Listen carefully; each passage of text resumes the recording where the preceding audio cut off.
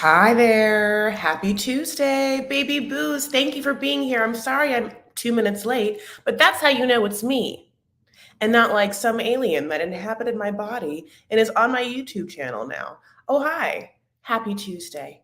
Welcome to my YouTube channel where today my YouTube channel and me, my name is Chris Fair. Welcome to me and my YouTube channel. Um, we'll be reviewing 90 Day Fiancé, Season 9, Episode 5, Regular Old. I'm super excited, A, because I love a morning live. I feel fresh. I have coffee, Aurora, Briar Rose, if you will, and all of you. And I get to like give people a real good 12-hour, like call to like be here as opposed to like my usual like 30 minutes, hour. So super excited to see everyone. Please like this video. Please thumbs it up. Um, I have to go. You know what? Will someone go to Vanity Fair and also tell the peeps that I am in fact live right now? I forgot to do that. My fault. So happy to see everyone. We are going to get into this episode. I watched it with Wall last night. No, Sunday night. Then we went to Disneyland. And it was. Listen, not every episode's going to be a doozy. This one was a little bit of a sleeper. I felt a little sleepy about it. Having said that, we are going to get into it. And there definitely is a lot of cringy moments to be talked about. So don't worry, my loves. And I have notes. Okay. The first couple I wanted to talk about honestly was going to be like Kobe and Emily and Coven. What an interesting predicament from what a complex situation, because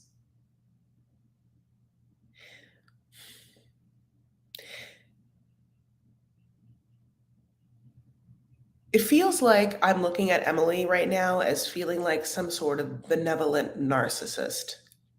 We talk about narcissism a lot. She's really warm and she's really smart and quick. Yes, she's insecure. So many underlying moments happen with Emily where I'm like, are you able to take yourself out of your shoes and see anyone else's point of view, like specifically Kobe's? The fact that she's not able to, or it feels like it's so like far removed from her, that capability. Well, it's interesting. Okay, so let's get in. So now, as last we left, Kobe had had a night with Emily alone, and then came to meet her family, and then came to meet, I don't know, his son, his family for the first time. And it was this very sort of cold reception, A, from the baby, but that makes sense. But also, I don't know, this like feeling of like watching him interact with the baby for the first time with her and her family just sort of standing there and just not honoring this man, this father, with space to meet his child for the first time. And all of them like have children. I don't know. I don't think I could have witnessed it. I'll be honest. I think I didn't say this last time. And this did not really happen in this episode. It happened in the last episode. Unless it really is something where the producers are like, no, you guys stay here and witness this, where this is part of the scene. I don't think I could actually witness a man like meet his child for the first time. I think I'd be like, oh my God, I have to, I mean, let's give them, I literally would force my family to go in the other room. I'd be the one like, you guys, we're just gonna enjoy this moment. Yeah, you guys just like take the living room. We're gonna go outside for a second to the backyard. We have a home, so we have like different spaces in this place, so a person can go enjoy the backyard and just enjoy meeting your son for the first time. He has your whole face. So, like, this is what I guess I'm trying to also get to. There's parts of Emily I do like there's parts of that she seems fun, she seems outgoing, she seems quick, witty wise and stuff like that. And there are just moments. And that conversation I just had with you was about her family, but it will go into, like, of course, her. And I'm talking about, yes, try and also wrap your mind around why you wouldn't understand that a man wants to meet their child and uh, before being like, you have to have sex with me first. And why isn't it that you can't just like meet the child, then also have sex in a different situation? Like, I don't know what happens in this home, but if you can leave the home, you can leave the different rooms of the home and you can go to a hotel afterward. Like this isn't like some weird black hole of a home, So Gabby, who's I don't know if Gabby's here right now. So Gabby DM'd me a bunch of information about Emily. And I should say alleged information, not about her, but about maybe just some of because Gabby lives around there, just some of the specifics around where she lives and where Gabby saw them and how I think Gabby was perplexed. Now, if Gabby wants me to share that information, I will read it from that DM. All she has to do is give me a little like thumbs up or whatever. Tell me I can do that. By the way, also thumbs up this video if you haven't, which is, like giving this video a like, or dislike if you're like, why am I here? And I don't even know why you are here, my love, because it is like 9 a.m. and I'm like drinking an Aurora coffee mug. Okay, Gabby, go for it. This is what Gabby said.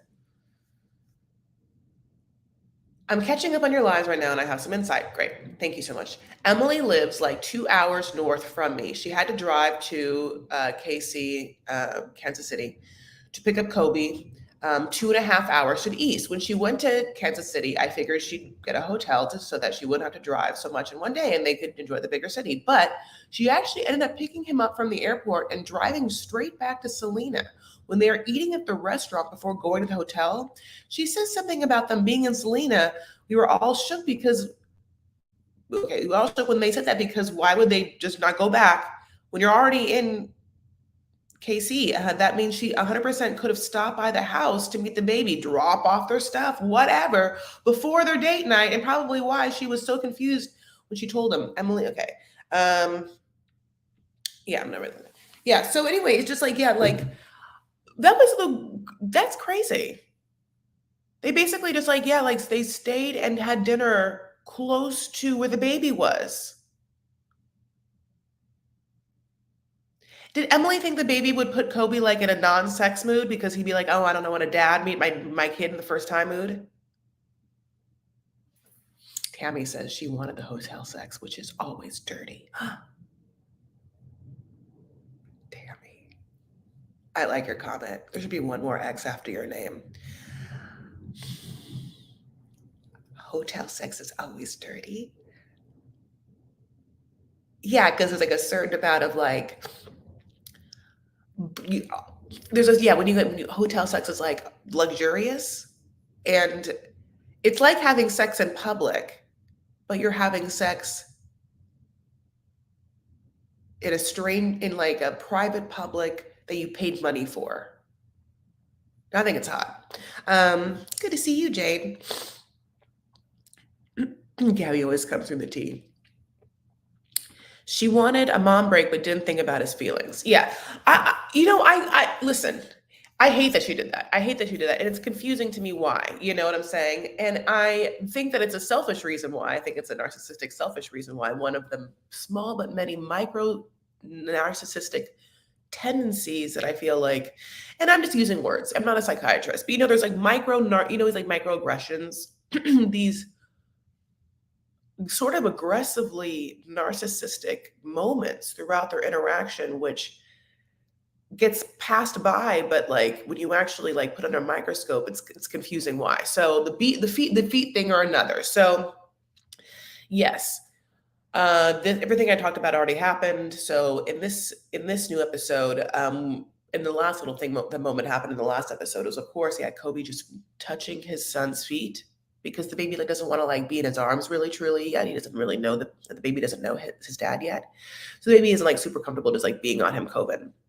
So Kobe's like, Emily like plays with the baby's feet, and then Kobe's like, great, I can just like kind of touch that baby's feet, and it's baby's feet, which is the cutest, as opposed to men's feet, which horrible. So you only have a couple of years enjoying those puppies. Okay. Um, I'm sorry, but that's the truth. So yeah, he touches his baby's feet, and then Emily's like, "Don't touch the baby. You're gonna get him all riled up, honey. He's sucking milk right now." Which look fine. That baby always sucking milk, honey. So I mean, it's like you're like he's not gonna stop anyway.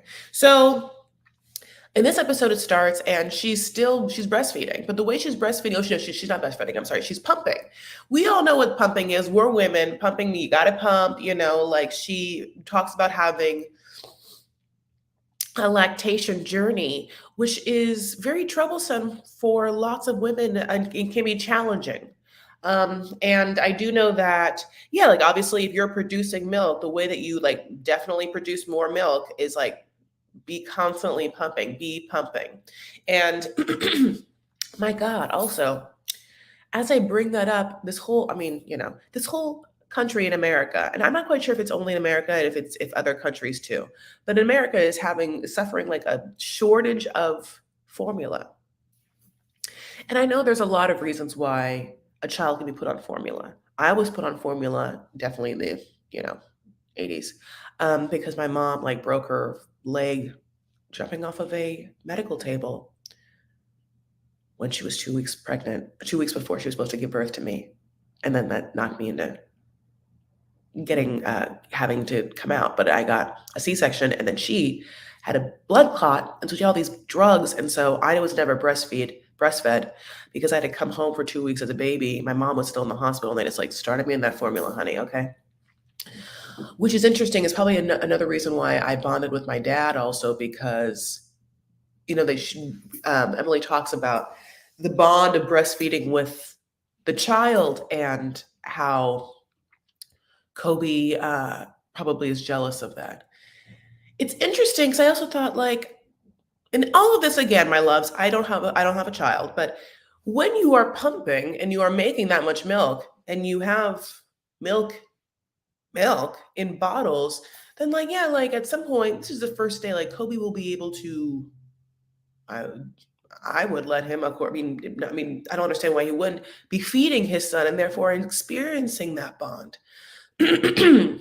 Like I think in the live last time I was like, rip off your shirt and let that baby just lay on your chest. I understand maybe that's more of a newborn thing or whatever, but anyway, having said that, I just want to bring up, I'm so sorry if the national shortage of formula is really devastating. And for women who have challenges making breast milk, I'm so sorry for them. Like, I honestly, like the breath at the end of this video, I might just like fill my heart and like for empathy for women, like mothers right now who are having issues getting formula and also issues like breastfeeding. I'm so sorry. Like I can't imagine what a life.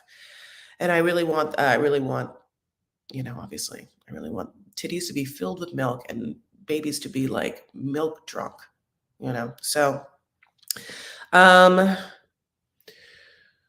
anyway, so she's pumping and she's talking to Kobe. She's obviously being filmed. She knows that there's cameras and there's lights on. She's in the house and she's pumping and she's like talking, and Kobe is a more modest person. He's more modest. There's different cultures in this world. And so he's sort of like confused why she's pumping in front of her whole family, including her dad. And she's like, "No, we've been doing this, honey. You have not been here, but this is what happens all the time." And then it's like this back and forth. And he's kind of, some things is like, yes, there's this thought pattern that you shouldn't breastfeed at all in public, that you shouldn't pump at all, that like, like if you breastfeed, you have to go downstairs into a different room. I I feel like I see women just breastfeed in public with like a beautiful little like thing over the baby's head and the breast. You can very much tell that they're breastfeeding. I don't see a boobie. I think it's beautiful. I wouldn't, like I wouldn't, as someone who again has a close relationship with my dad, no, I'm not gonna. show my dad my boobie. Try not to. I'm gonna try not to. Okay. You know what I'm saying? Like in life, I don't want to. I wouldn't feel comfortable. But I don't understand because you can just kind of like put a little like drapey thing over it and still be in the room and still like thing. I think having said that, it's really her choice. But what I didn't understand, I guess at the end of the day, is if you're going to have a relationship with someone, you, I'm assuming, are aware of who they are. And if you're going to have a relationship with someone from a whole different country, a whole different, you have to assume that like thoughts and patterns of like behavior and like things could be different. And to not have any sort of openness or respect or just like,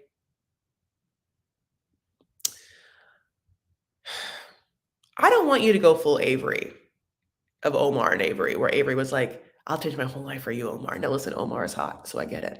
No, LOL, that's a joke. But you know what I'm saying? Like, I don't expect someone to like change their whole life for someone. But it's interesting to just be so absent-minded about bringing someone in who you see as a whole person with a whole history, a whole life, and then not acquiesce a little bit to who they are for you because they take up space in your life and they have thoughts. Like it's interesting. So at the end of the day, she can of course breastfeed where she wants. I think that for me, I would just have like probably just been like, oh yeah, like does it make you feel weird for me to breastfeed in front of like other people that include men, that include my dad? I could see how that like just having my titty out, just being pressed, maybe it could be like a little awkward for you in this moment. And yeah, I'll respect that. It's day one.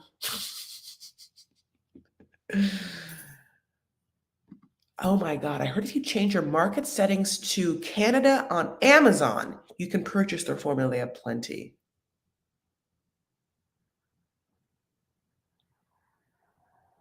Oh. Having said that, I want to see what you said first. Okay. There's a lot of people that say, Melody, where was your first one? Pumping makes your body think you need to keep producing this much milk. Yes, which is if you do, that's how you do it. And then having said that, I don't want anyone judging me about BF breastfeeding. But if it was my man, I would be mindful. I would be mindful just like in front. Yeah.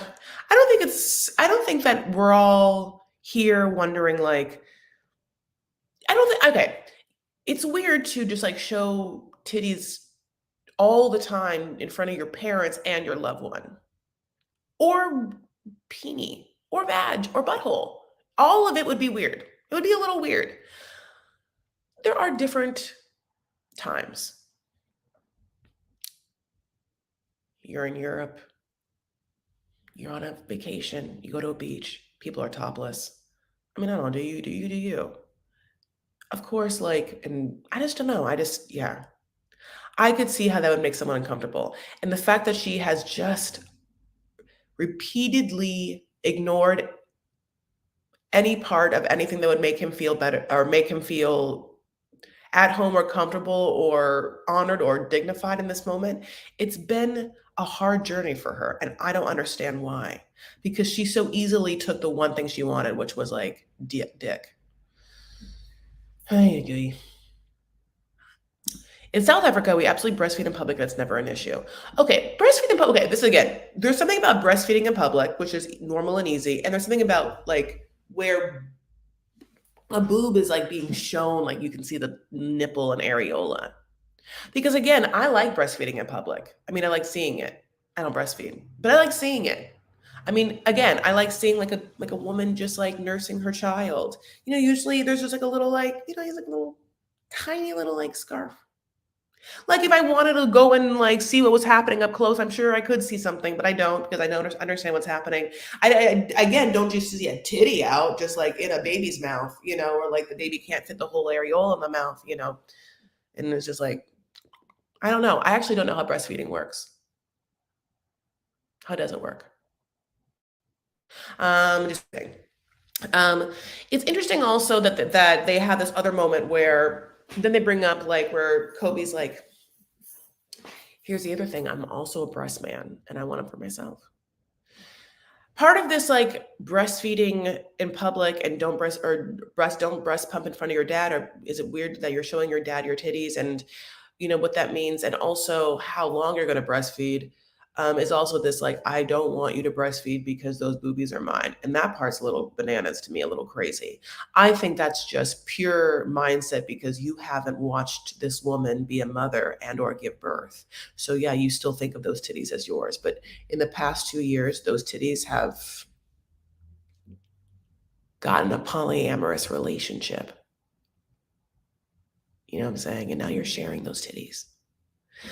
I think you can breastfeed for as long as you want. I'm like, I don't, like, I again haven't breastfeed, but I think there's like certain people that really want to like stop breastfeeding or shaming mothers at certain ages. And then there's also mothers that like, I think, breastfeed until like people are 7. And I think that there's like somewhat of a happy, medium middle.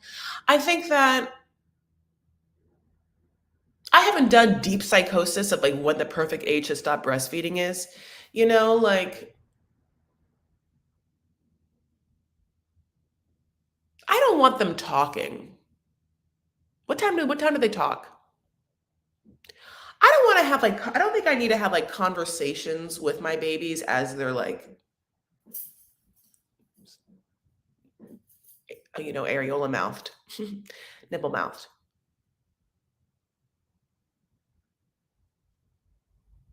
Maybe they can say like mommy or something, but I don't. I mean, if they're gonna like give me like a full sentence structure and a period at the end, like, I think I can move them onto a juice box.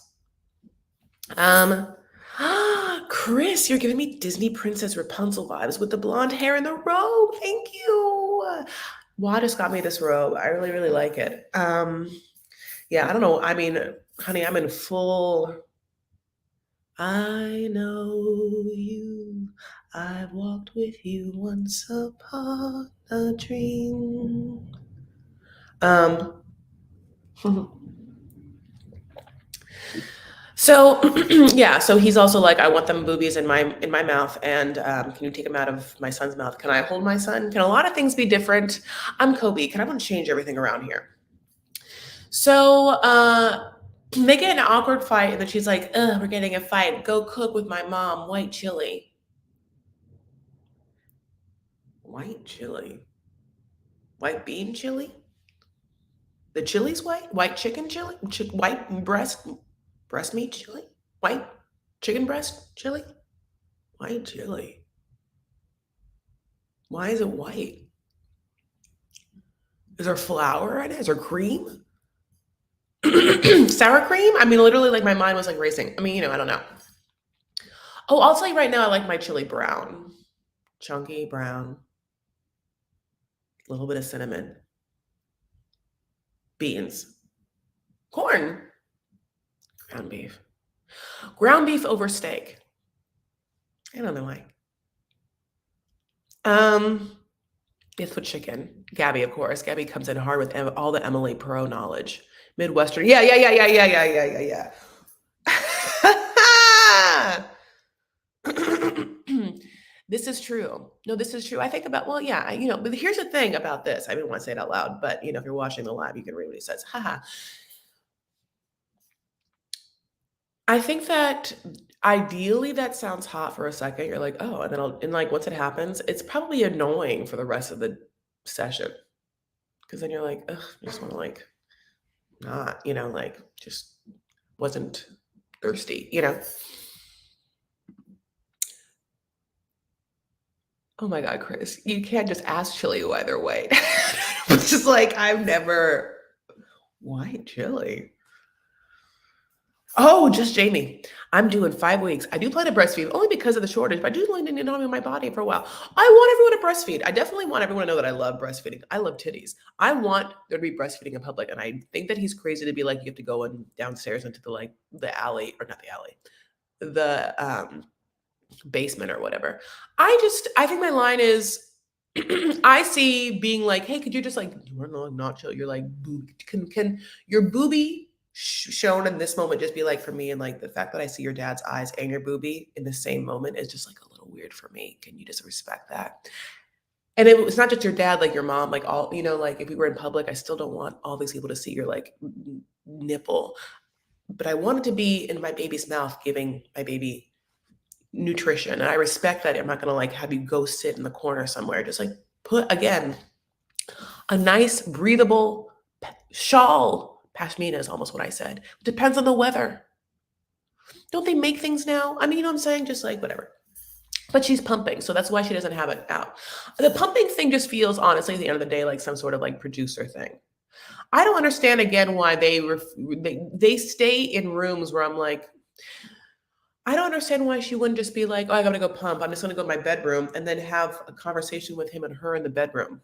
But the fact that it happens in the family room makes me feel like it was a producer led conflict. And the worst part of it, honestly, is the fact that I think the dad joins. The dad warning was like, okay, this just so you know, this, sir, is an A-B conversation. So you can see your way out, honey. Like, absolutely not. The dad's like, well, I just want to say that I think my daughter's right. And also, when are you going to start giving us money? I don't know, honey, with that beard. The minute the dad got in the frame, I like felt Kobe's pain. I was like, get out of the frame. I don't want you here.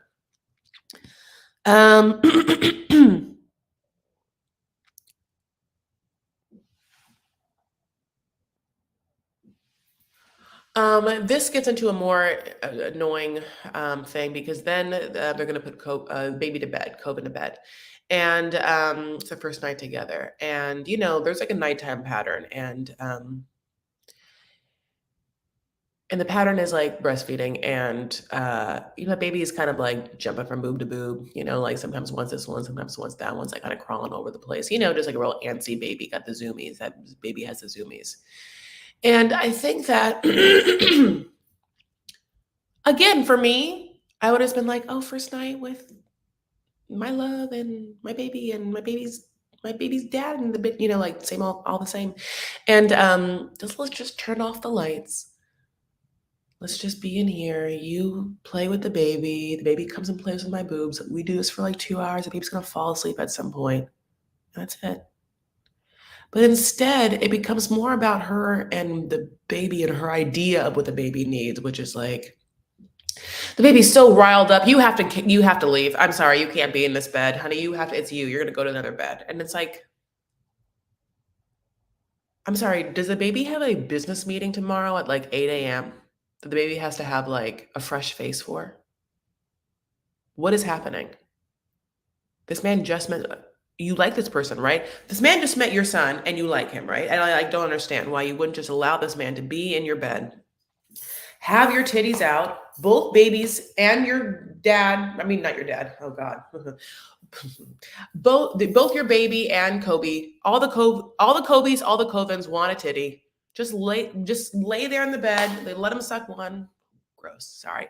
Until both fall asleep. Milk drunk. No, I'm kidding. Haha. No, but no. My whole point is just, of course, just let Kobe just be with Kobe. Just like if Kobe and Kobe are playing around, the baby's just like kicking Kobe. The baby starts crying. Fine. Like the baby's gonna fall asleep at some point. Probably just like at least being in the presence of Kobe in such a way, forcing the issue in such a way that he wakes up in the morning, he's like, oh yeah, I remember that, Dad. I know.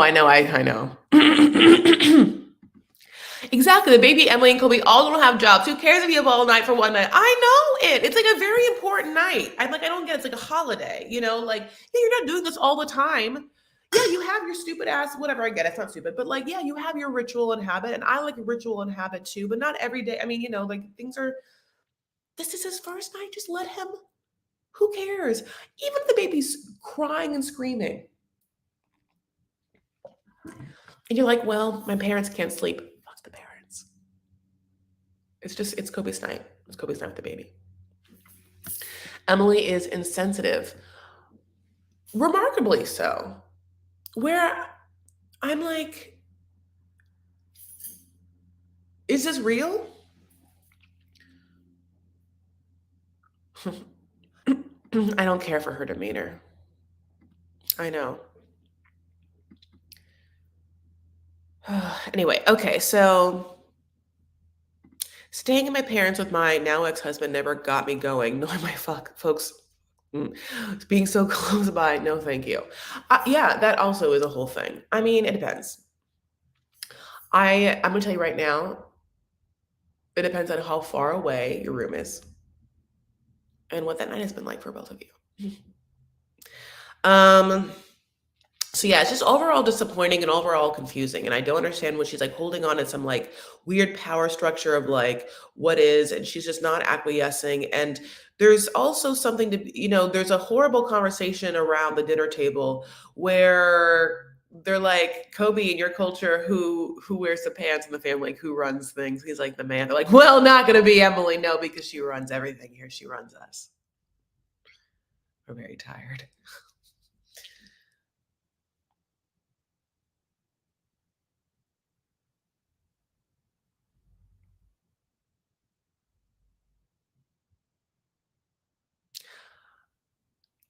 Listen to me when I say this.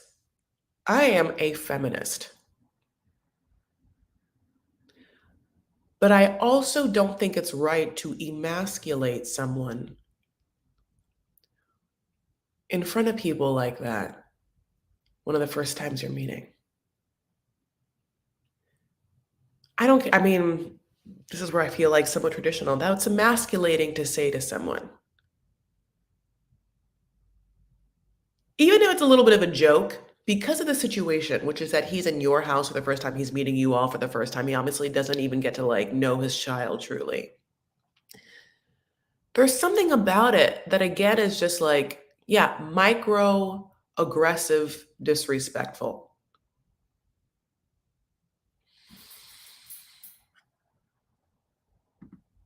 No, I'm still talking about I went back to, because I forgot. Yeah, I went back to the Emily Kobe's and Emily's family conversation where they were like, Emily runs us, honey, just so you know, it's not like we do whatever she wants and she's very hard to deal with.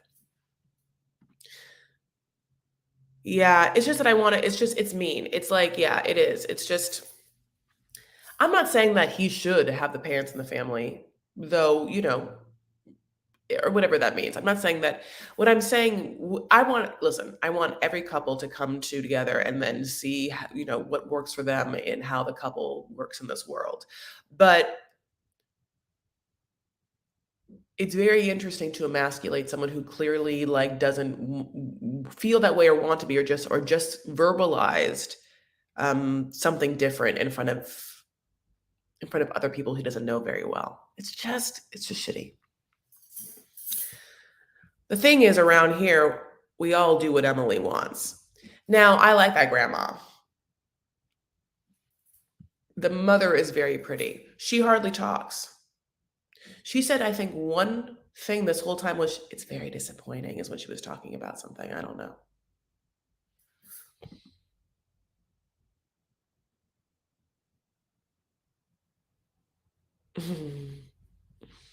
Okay. Yeah. Yeah, I know. It's not, when I said that, it's just like, I'm not saying that he has to wear the pants or men have to wear the pants in the family, but what I'm saying is you definitely have respect to know that, like, that's just, don't even bring it, don't, I mean, don't, yeah, don't, that is emasculating. I don't know what the, do we talk about emasculating men in public? How would you do you defeminize women in public? We don't talk about that, I guess. There's a lot of gender conversations we're having. Anyway, okay, so Bilal and Shaeeda. So,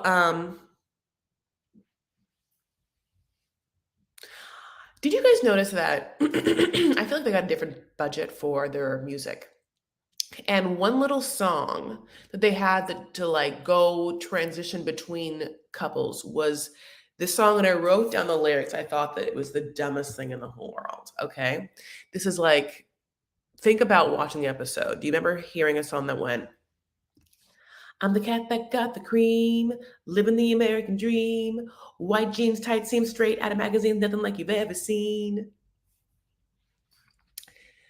That was again, transitional song that happened after COVID into, I think, Bilal. And for some reason, I'm the cat that got the cream, living the American dream was one of the like cheesiest, kitschiest C music that you buy to like edit shows package, but I just was like, what? I'm the cat that got the cream, living the American dream. White jeans, tight jeans, straight out of magazine, nothing like you've ever seen. Okay, just I think that I'm probably the only person that paid attention to that, and I just want someone to tell me that if they did, give me an emoji of like a cat, maybe like a milk bottle. So at this point now, Shy has seen the Real House, met his family, his mom and his sister, but what she has to do is meet his kids. You know what I'm saying? God bless. So they're gonna come over and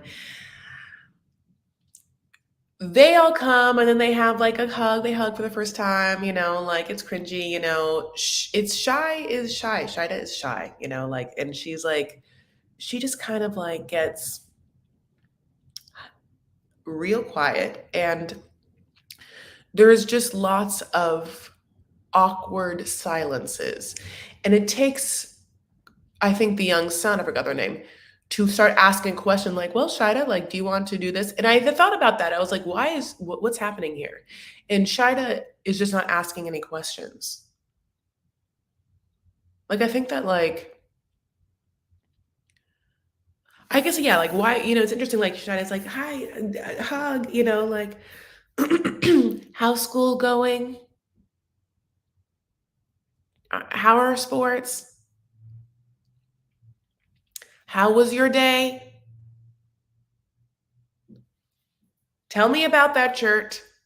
I just was like, Shida, like, come on. I mean, you're like such a smart girl. Like, can you just like lean into this conversation a little more? Like, this is from an extrovert person, I think that I'm good at communicating.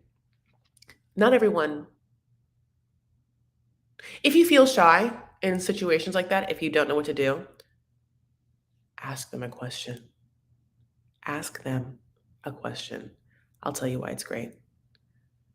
And not a yes or no question, because then all you got to do is just sit there and listen.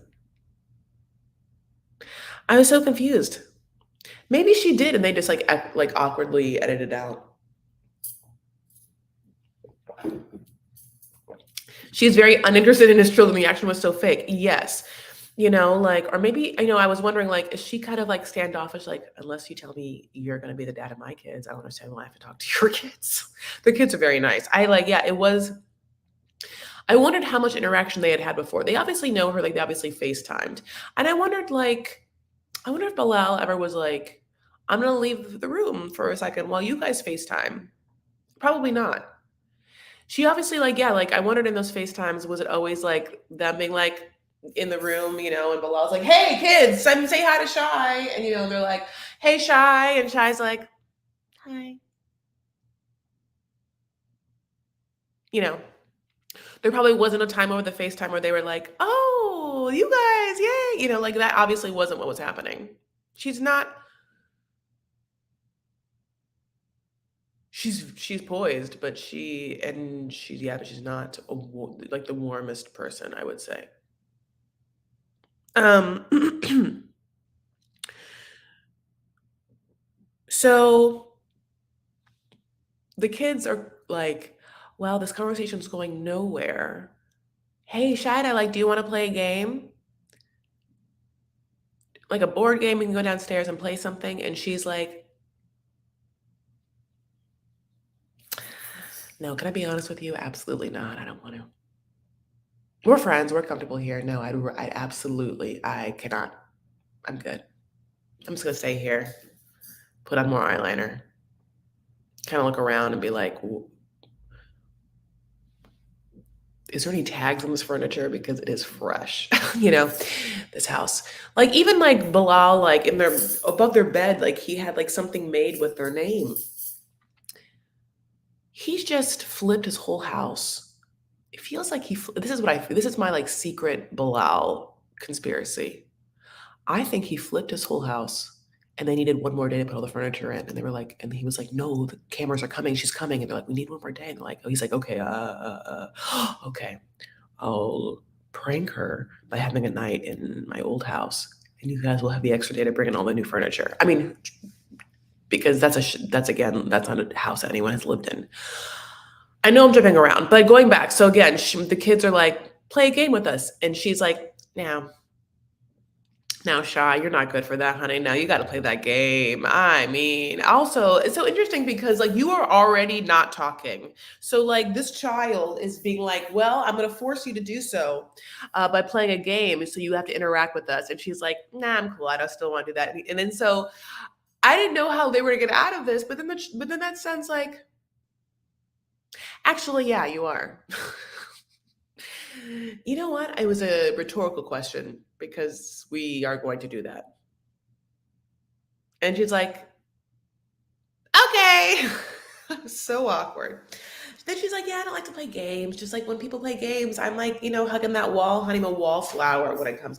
They break out the Monopoly a lot in Trinidad and Tobago, and I am just like, no, I don't like it. I don't like it. Not Life, not Monopoly, not Clue, none of it. It's too bad because what a fun thing, especially for someone who's shy, just to like focus on the game and then get in. It's so confusing because it's like, what are you fearing in this moment? I want to know like why? Are you afraid that you are going to do poorly at the game? Okay, great. Do you think that they're all going to be like, this person's doing really bad at Monopoly. They must suck at life in general. What a horrible person that can't win Monopoly. Like, I don't understand even the theory behind like, why not just play a game? Is it that you don't know how things are going to go? You don't want to act, you don't know how, it's just utter anxiety and trepidation. If it's that amount of anxiety and trepidation that Shy really has, I can't believe she's on this show. I can't believe she's on a reality show. How is she showing anything? Playing a game is a real great icebreaker. Of course it is. Yes, as an introverted shy person, board games, I know it. The games thing too, she could have been like, how about I watch you guys and you show me how? Like, yeah, like I would love the idea of like, oh, yeah, I don't play a lot of games. Which one would you like to play? Maybe I can watch you guys. Yeah, exactly how you said, play a little bit and then join in if I get it. To just so flatly refuse.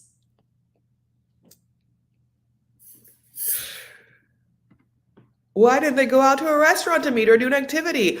Because the kitchen combo was dry as fuck. I know, but they tried, my love. They are trying to do a board game. They could have also been like, hey, Shy, do you want to like go and get like, yeah, they could have been like, yeah, Shy, we're gonna go get like lunch with my kids. No, I'm good. I'm just gonna like, I'm gonna stay here. Now that you showed me this house, honey, I'm not leaving this house. No, I'm gonna leave. I'm gonna go to my yoga room. I don't know. I don't know what she thought she was gonna do in that moment. I can't believe her being like, I'm gonna meet the kids for the first time. I don't want to play board games. Was she traumatized playing board games once? My God, there's so many great board games. I'm just saying out there, like you're gonna find one that's good for her. It's the trash talking that she's fearful of.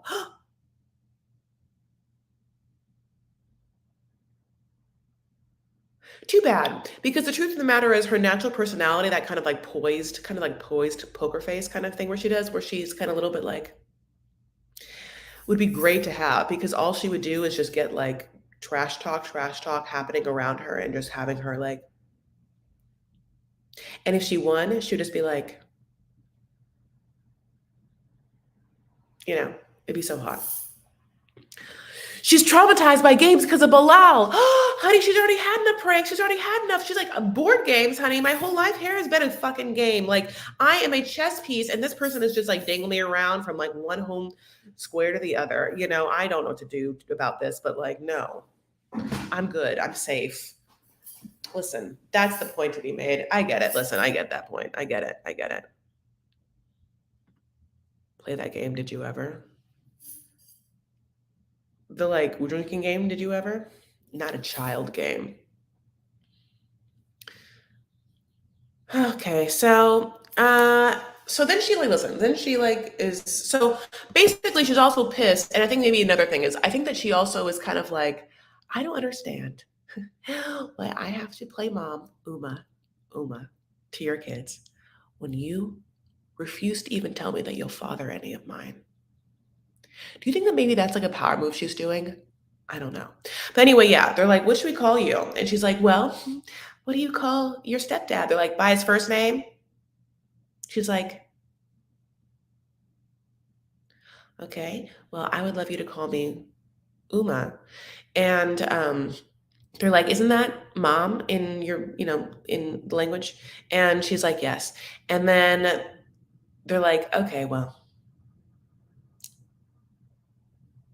Shida, we'll see what happens with that one. um, now, okay, this is something I think I would like to try and here's a little insight. I think so. In Arabic, you call, and there's a lot of cultures too. You can call people like amo, aunt, uncle that are not your aunts and uncles. They're just like family friends. You know what I'm saying? You can call other people's grandmothers grandmother. Like you would maybe do that. Like, would you be like, if you walked into your friend's house and, let's say you knew your friend's grandma really well, you could refer to her as, you'd be like, sure, grandma. Or no, I guess you would be like, you would just call her Mrs. Blobbity Blue. In Arabic culture, if you're really close friends or even if like, here, let me say it. So my cousin Monique had a grandmother, God bless, that wasn't my grandmother. We have a similar grandmother, our grandmother Mary, because she's Southern, because she was born in the boat coming to Louisiana. She was really raised in Louisiana. She didn't like Arabic. She spoke Arabic, but it wasn't like a predominant thing. So we called her grandma. She was just like very American-y. Ha ha ha. And then Monique's mom's mom, Tata is what is grandma in Arabic. She's not my grandmother, but I grew up with her. I would call her Tata, not my grandma. You know what I'm saying? I have a lot of people I call aunts and uncles that are just like not that. They're not actually aunts or uncles. So I think there's something to be said of like the word mother is Uma, and if you heard it, maybe you wouldn't think that like you are using the word completely to mean like the person that gave birth to me. But it's a hard thing to like put on a child. It's almost like, yeah, like the child has to decide what feels good for them. And the child knowing that it means mother in a different language, it feels weird for them. And also maybe feels weird for their own mother, then they'll decide whatever feels good for them. Ma, no ma. You know, if their parents are gonna call Shy the whole time, maybe they're like, duh. No, I don't know. Um, in Zulu, we call all adults mom, dad, grandpa. I didn't know anyone's parents' names growing up. I still almost don't. Yeah, yeah, yeah, yeah, yeah, yeah, yeah, yeah, yeah. Exactly. Yeah. Yeah. So I think that that's also a cultural thing too, where, American people are like, no, we already have a mom, MOM, it's one, it's like, yeah, yeah, yeah, totally. That is your mom. That is your mother. It's like, not like, yeah, it's like you just like, it's like almost like the cultural recognize that this person is a mom for someone else and that person has such energy. And so you're just like, yeah, mom, but those kids will do whatever they want. It should come out naturally. And I also think, Lisa, a good point. I also think it should also be something where the kids know in their heart that their own mom, their own mother, would feel respect or would be happy to hear that. There's going to be a time in which those children, their real mom and Shida and maybe Bilal are all in a room together if this relationship continues. So, and their mom is Islamic, so that their mom probably knows what Uma means. I don't know. Listen, this is all alleged. I'm just assuming. These are like assumptions, and I could be wrong. So yeah. So having said that, we don't want to like offend the person that gave birth to us. By just suddenly calling someone else mother and having that person be like, I'm sorry, who? No, that's me. Don't you ever fucking do that. So it's a whole thing. Mm. But anyway, Bilal has been real like loosey goosey about not by not telling Shai that he will have a child, he's like making his eyes big. It's just like really rude because she feels like she's there in his space and she feels like insecure. You know,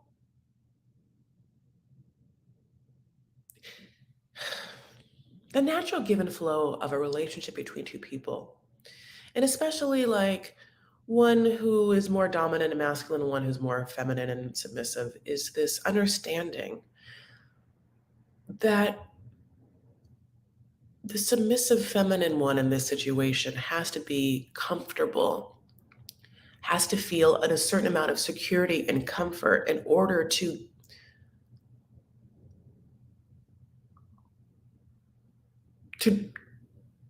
to be happy. There's just a certain amount of that has to happen for her. And the pranks, the cold, standoffish family situations, the fact that like the house, I think, happened obviously in that whole horribleness and made her feel bad, and now the house, she's there, but the furniture isn't warm, and she has to have obviously had no touch in doing it. It feels like a museum for her, I'm sure. I don't think that she's felt one like breath of comfort this entire time or security. It's just been like touch and go the entire time. So maybe that's another part of her anxiety of saying like, I can't possibly handle games right now. But anyway, she calls her friend Judy, honey. And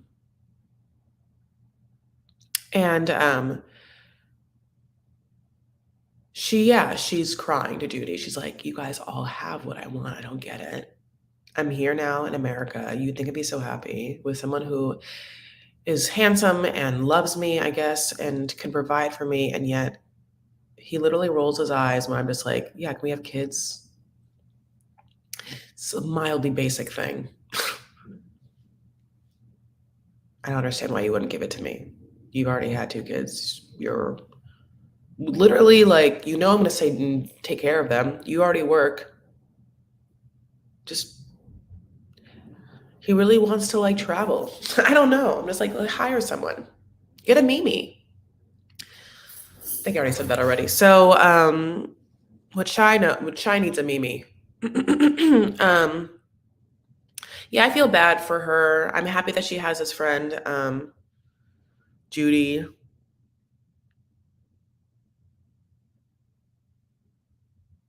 God, what does that mean? I wrote down that says something that says car scene and Uber. Car scene and Uber. That was something that happened between them? You guys, what am I talking about? Who knows? Car scene and Uber? They didn't have a car scene. No. Oh, that's I know what it is. He kicks her out next week. Yes, yes, yes, yes, yes, yes, yes. Yeah, I'm sorry. I love you. Yes, Lupe, you got it. Okay, so that's how this week ends for them. The week ends with her crying and being like, Judy, what's up? What happens in the preview for next week is what I wrote down. And I hate it. Somehow this is the scene. We don't know where they're going. They are going somewhere. They are driving. Honey, and he pulls over and he's like, if he's like, he said they're yelling at each other, like she hits the back of his head or something. He's like, if you do that again, you're going to Uber. And he pulls over and gets out of the car like she has to Uber home. What in God's name is happening in this couple? They seem like they have absolutely no common ground.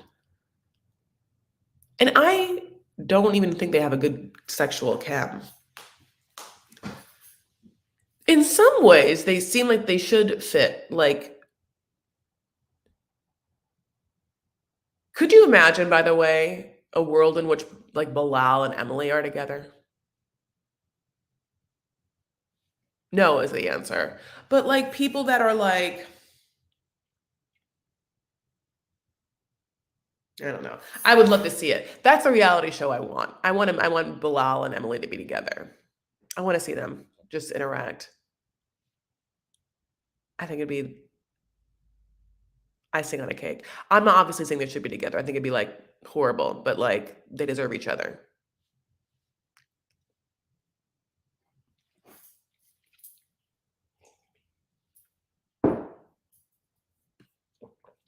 The car scene is awful. I agree. He is abusive. It gave me anxiety. Poor girl's walking on eggshells. I agree. She's walking on eggshells. I feel like she hasn't taken one breath the entire time. That's what's sucky about this. Like, when I said I feel like she hasn't have had like comfort or security, it feels like she just the whole time has like not been able to like be like,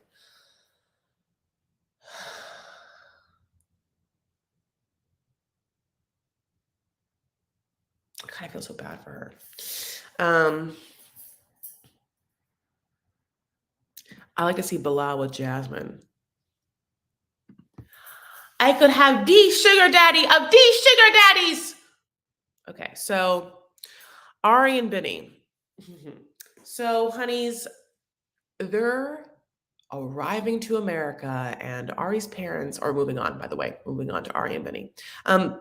They're arriving to America, and Ari's parents are cute. I think they're very cute. I like Ari's parents more than like Ari, but Ari's parents are adorable. Like what? Like a cute couple, you know? Like I bet they've been fun the entire time. Like all they care about is just like providing a beautiful life for their kids and their grandkids. That's all they care about.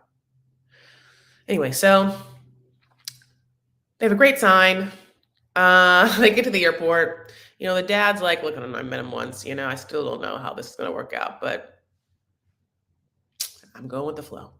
And they get off the airplane, and Benny, my God, yes, definitely like, has Ethiopia, like wrapped proud from baby head to toe, him head to toe. I actually loved it because then like having Ethiopia Benny like hug Ari's like American mom with all the American regalia, that she was wearing was just like very like, oh, the show. The show doesn't. No, it doesn't.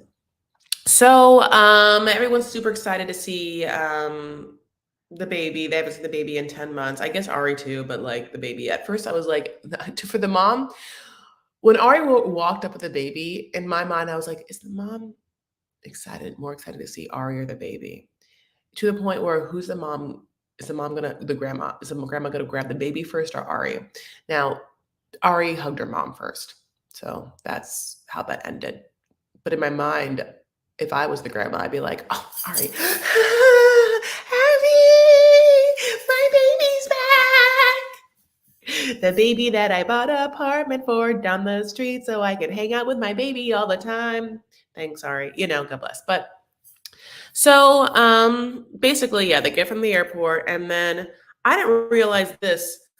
Yeah, they're like, obviously Benny's in America for the first time. It's great. It's been, he's like very excited. It's like, it's all a thing. But Ari's parents got them an apartment, rented them an apartment because they do everything for them. But, I didn't realize kind of why. Is it just because they were like, we need one immediately? Okay. So they rented them an apartment immediately and like they're going right to the apartment, like not a hotel room. Like in my mind, I was like, who is there? But there's like furniture already in the apartment, like everything's already done there. So it was confusing. Like they really did like Benny has like been on a plane. So anyway, the apartment is in New Jersey. They're driving to the apartment. It's like, like 2 hours away. And the apartment's nice. It's not beautiful or grand. I don't know if Miona's gonna be happy with like this New Jersey apartment. You know what I'm saying? But as they're touring it, Avi runs through. I'm like, how's that baby still awake? God bless. Okay, he's so cute. But Ari's like, oh, okay. And the mom and Ari are talking, and I guess they were thinking about getting a 1 bedroom, and that's I'm more cost effective. But with the baby, Ari's mom wants the baby to be happy because she loves that baby. So she got a 2 bedroom so the baby could have baby's own space, baby's own room. And they started to have a conversation. Now, granted, they just got off the plane, but this conversation with Ari is kind of like, okay, so, we're paying for this, but we really need you, Ari, to like, take over. And Ari's like, well, I don't see how that's going to happen because you guys rented this apartment and I only wanted a 1 bedroom and you decided to do a 2 bedroom. Vinny can't work. So also, I don't see a Mimi here. So what am I paying for? No, I'm just kidding. Where is Mimi? Does Mimi get to go to, is there another beautiful family that Mimi gets to go and braid hair for? Like, like also can Mimi come here? What does Ari do? I don't know exactly what Ari does. Ari can work. You know what I'm saying? Like, I don't know how much this apartment is, but it doesn't feel like it's that expensive. I don't mean to be rude. This is New Jersey and it doesn't look super fancy. It's a 2-bedroom. What is it? I'm guessing not more than 2,200, and I think that's high.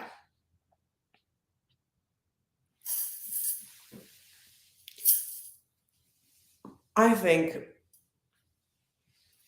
Ari is just like very much used to just getting her parents to pay for everything all the time. And I want to watch a conversation between her parents where they talk about like how much they've given Ari and a little bit of how spoiled she is. And I would love to know how much those lips are upkeep, because like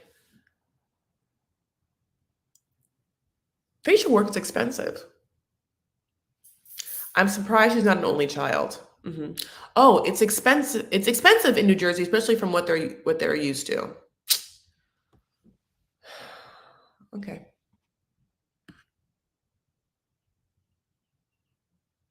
The way she took that wine, she could be a sponge. Oh, she took it, honey, like she wanted it. It was dry.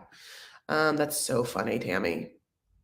I was so confused when Ari said she hoped that she would use this opportunity to reconnect with Benny and work on her relationship. Ma'am, you're not on the K1 visa. You can work. Yeah, yeah. I mean, they've also been together for like 7 years. I don't even know at this point. I mean, my God. Her parents have gone bankrupt once or twice. How much was it due to her? How do you know that? Is that deep 90-day like recognizance? Are you so spoiled and entitled that's why her siblings give her the side eye? Is she the youngest? Yeah, but if she's spoiled, it's her parents doing that for her. Is there something that happens, and I'm asking for a friend, not me, where when you have a child, tell me this. When you have a child and the child is super cute, this only works for super cute kids. Do your parents now give you and your child more things because they're so obsessed with your super cute child? I need your opinions. For my mothers and my fathers out there, does it make a difference? Any dads out there who have a super cute kid, did your parents start to give you or spoil you and or your child because you had a super cute child? Like, where is there something that happens where suddenly new grandparents are like, oh my God, I want to travel with my grandkid because I love my grandkid so much. It's so cute. And you're there too. So I'll pay for you all and me to go to like Hawaii.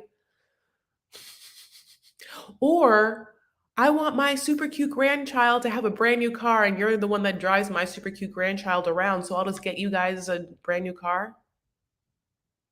Like, did you feel the effects of being spoiled by your parents because you had a child that your parents were obsessed with?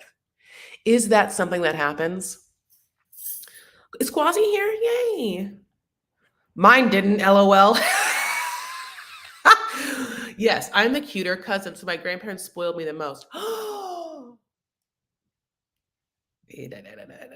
I don't got no human children, but I got a dachshund, and my parents definitely treat me better now that I have the dog. Treated, oh my God, I love this. I love this question. Okay. Ari's parents are bankrolling her life before the baby. I think so too. I think so too. I'm the youngest of 3, and I def spoil way more than my siblings. Yet the love is absolutely equal. Okay, I get that. Yes, it does happen when you have a child. You give them everything. Those of you who say you don't are merely jealous that you can't. Yes, yes. When you have a child, you give them everything. Yes, but then is there something that happens another round when you have a child, when your baby has a baby? Absolutely. My mom showers my kids and makes sure that no matter how independent I want to be, she makes sure I'm okay because I am sure that they are okay. My parents Only spoiled my daughter. My parents only spoiled my daughter like crazy. She was the first granddaughter in 12 years. I love these answers. My parents stepped in for my sister's kids. I didn't need nor want financial help. Okay, okay. That seems a little diff. I think Ari is like Elizabeth. Oh, yeah. Oh, yeah. Mm-hmm. No, they are spoiled. No, they spoiled me because I got a scholarship to college and siblings went to expensive schools. Hmm. Usually you insert yourself between the child and the grandparents. Usually you insert to try and get more spoiledness. Kind of, my daughter is the first grandchild. Yeah. So, like,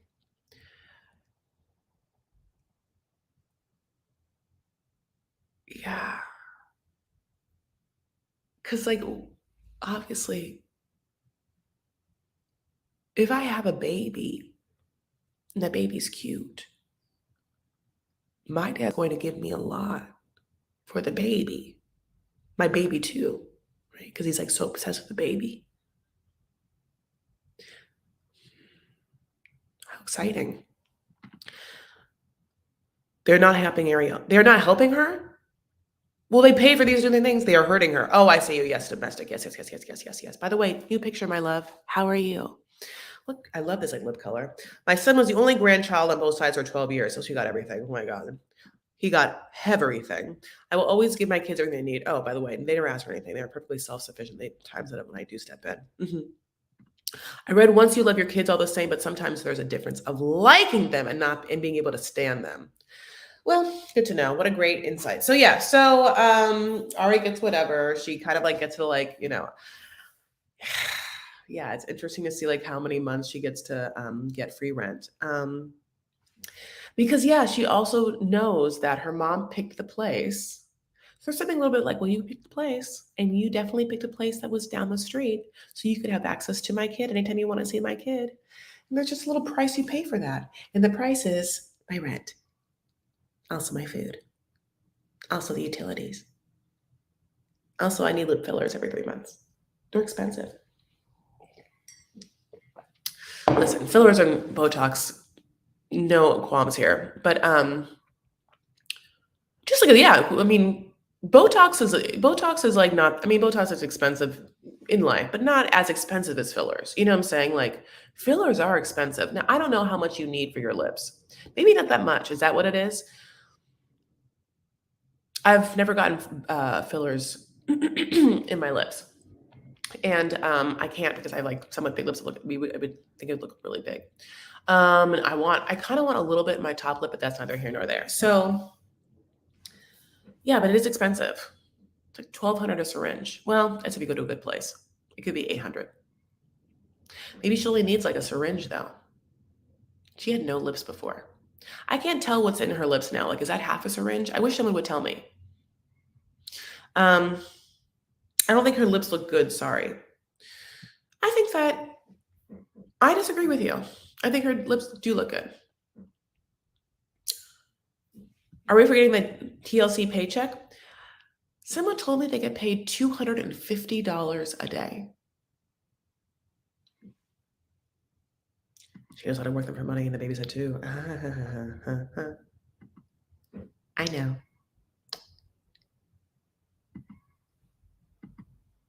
How long have they been on 90 Days? Should they be full-blown influencers now? Yes, but here's the problem. Well, okay, yes is the answer. It's interesting because I was about to say, does Ari have the kind of personality for influencer life? Like, is she like, are people like, oh, whatever Ari's doing, I want to do? But I would tell you this right now. I can't imagine that Danielle of Danielle and Mohamed has an influencer life. But for some reason, that person does. Danielle Jabali, right now, if you go on her Instagram, she's plugging some sort of like, I'm drinking this powdered beverage, honey, and I've lost weight kind of post. Those posts exist on her page right now. And I would like to know like the percentage of her followers. I think of people that follow her that are like, oh, I liked her on the show. And I wonder how many people are following her like, what is she doing? Oh, what is she promoting? Oh, what is she doing with her life that I can also emulate? Oh, is she going to put up a product? Oh, I'm going to click on it and buy it. I wonder what her actual sales numbers are.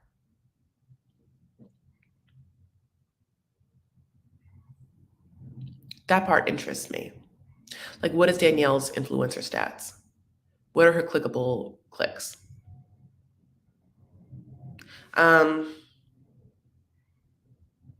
yeah, this is true. I read Big Ed made 634,000 the other day from Cameo, and I almost cried. That's true. Um, that's true. He makes a lot on Cameo. He like just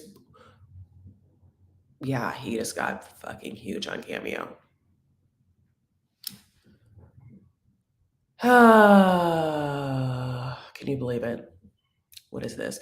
Microneedling my lips just gives a little bit of plump. Okay, well, fine.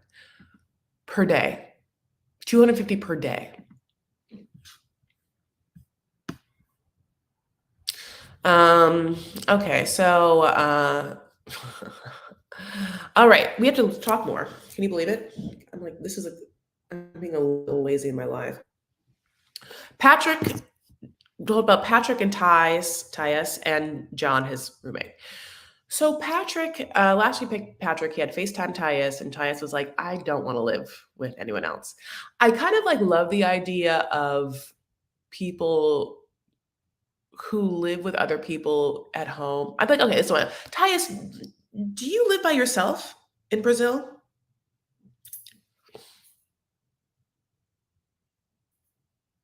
Is it just that I bet you Patrick, just like in his Patrick's confessional, just kept saying how he lives in this big ass house by himself, and so he asked his brother to move in.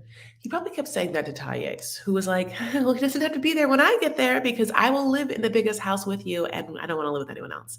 And since you can obviously afford to not have anyone else, you're just doing this so you'd have companionship. It's now me. So I have to assume that's kind of like what happened. Patrick wants his cake and eat it too. He wants to have his bro, he wants to have his babe, he wants to like, like hang out with his bro, like, play some video games on the couch, then go back to the room with the babe, you know? He wants it all. Also, and I like this part, whether, there's the emotional tie, emotional connection between the fact that his brother, who he wasn't super close with growing up because of their own family situations, got him out of this very dark place, a very dark place of having gotten divorced, and the fact that he got kicked out of the regulated sport that he had devoted his whole life to for doping twice. You know, it seems like he's in a good place now, maybe. And that is because of the relationship and the emotional connection that he had with his brother.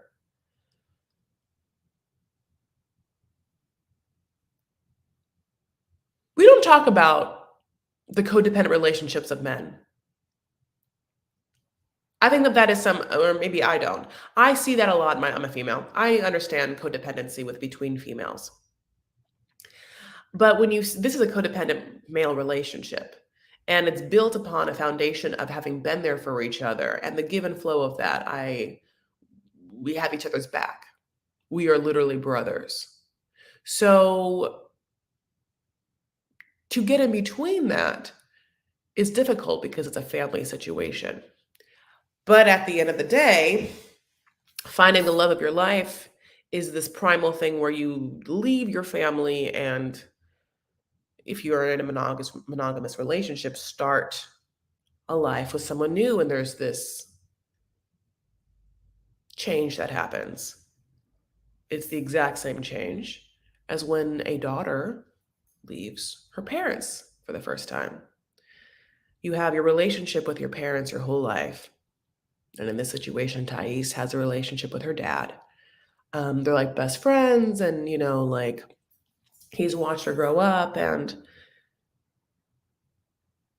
it's hard to think of your life changing so drastically because someone you love has to be set free to start their own family. It's both Patrick and Thais have this. First of all, I love, for some reason, I like diehard love Patrick's brother, John. Like, I just love his energy. I hope that it doesn't change, because I know there's going to be like conflict between him and Thais or whatever, but like, I just think he's so cute and I love his accent. Also, I feel bad for him because I do feel like he sees the writing on the wall and he's like, yo, bro, it's not going to be like this. And it's like, yeah, it's not going to. John,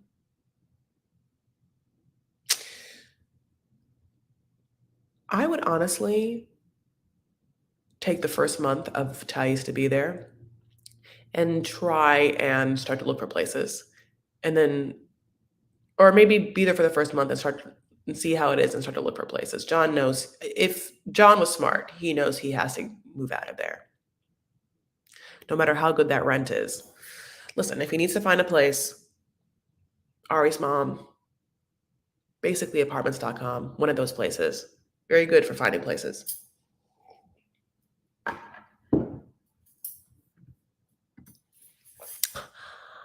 love this. Okay. Summer of the Dragonfly comment.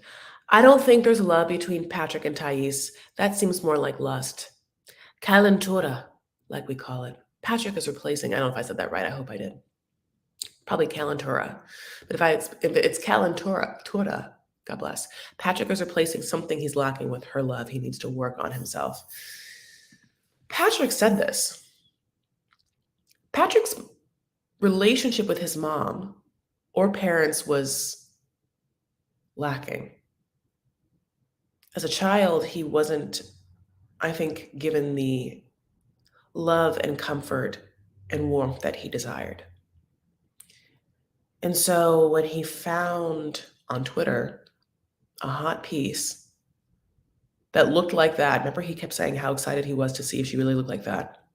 And the minute that she was like warm to him, I think that he was just like clamped on. And I also think we do not know what his relationship was truly like with his ex-wife. The only thing that he acquiesced was that she, A, liked working out and left him when he couldn't live the life of a internationally known weightlifter. I mean, I don't know, right? What the actual relationship was like and what codependency happened between them and like what their give and take was, unless that girl comes on the tell all, we won't know. But it seems like Patrick has holes in him that he is filling with various things. And when you take things away, you can and you haven't done the therapy to fill the hole, other things will replace it. And I know this so well. I love to fill like the holes in my heart with food. Ugh, I love it. And I've had to like, deal with that over my life. So the accolades of being in a sport and the attention and like the all of that, it can be like a drug.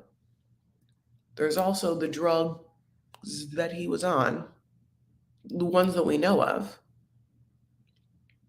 I'm not quite sure. I don't know what happens like drug wise with the body with like HGH, nor any sort of like steroid style thing. And I don't even know like if it's a Judy Garland thing where you have to like balance such with other drugs. Like what I'm trying to say is like when you are heavily weightlifting and doing that kind of like heavy exercise stuff, it's so hard on the body, especially if you are then putting drugs in your body to move past the human's natural threshold. That's what those drugs do.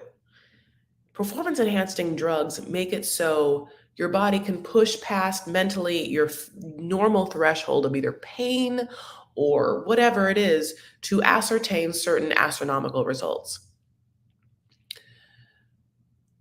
But what that does, obviously, so I guess my question is, then do you have to take pain relieving medication, because you in fact can easily hurt yourself and do like There are so many things that like we don't know about in that world when you are abusing your body in such high levels and such to high degrees on like those kinds of things. I don't know. Um,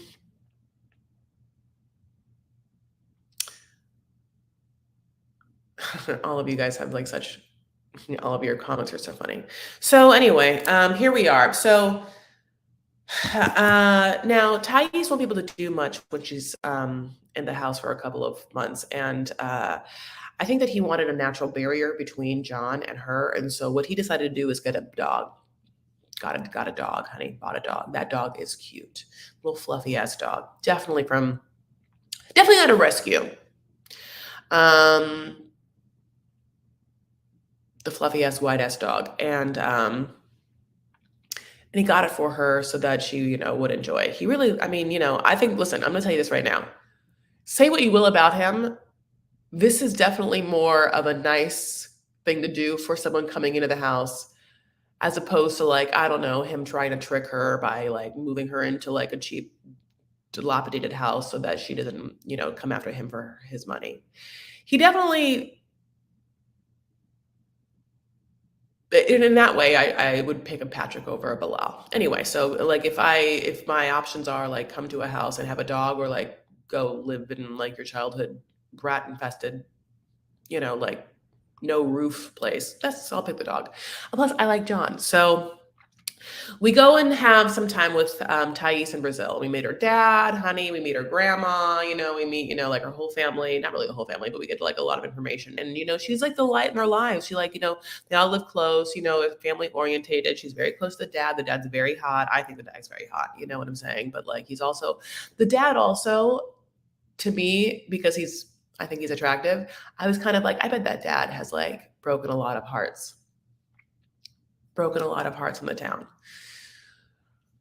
And here he is. And Thais has been kind of like a little shifty, kind of been like, well, I'm leaving, just like, I'm just going to go to America. You've met Patrick, so he's there, obviously. So, I'm going to go, hey, I'm going to go meet with Patrick.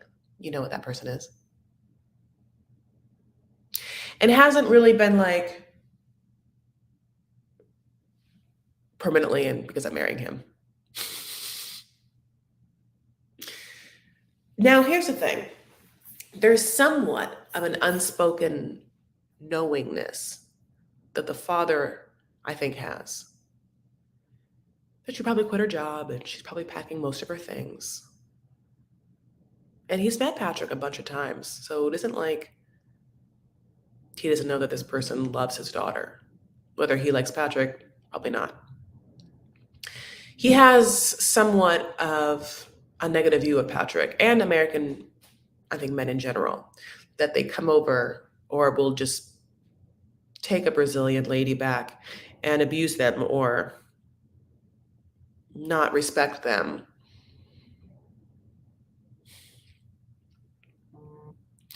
And it's interesting from what Thais has said, her relationship with Patrick has actually been anything but. Patrick and her met on Tinder and he invited her out to dinner and she was actually taken aback by that. She says she's not used to men inviting her out to dinner. She's so young. And my heart hurts for that. I wish sincerely that there was more dates that happened. There is something so easy and comfortable about being in a restaurant situation with someone who you're just getting to know for the first time.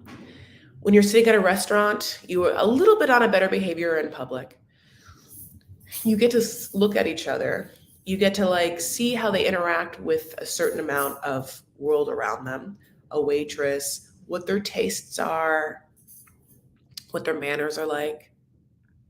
The ease of eating and breaking bread, there's that kind of comfortability between two parties. I think that all of that gets lost if you are just stuck in the corner of a bar somewhere where you can't really hear each other and where it's only about drinking and you really don't get to like eat and kind of savor situations like that. And maybe you don't, maybe like one of you is standing and one of you is sitting. And I don't know.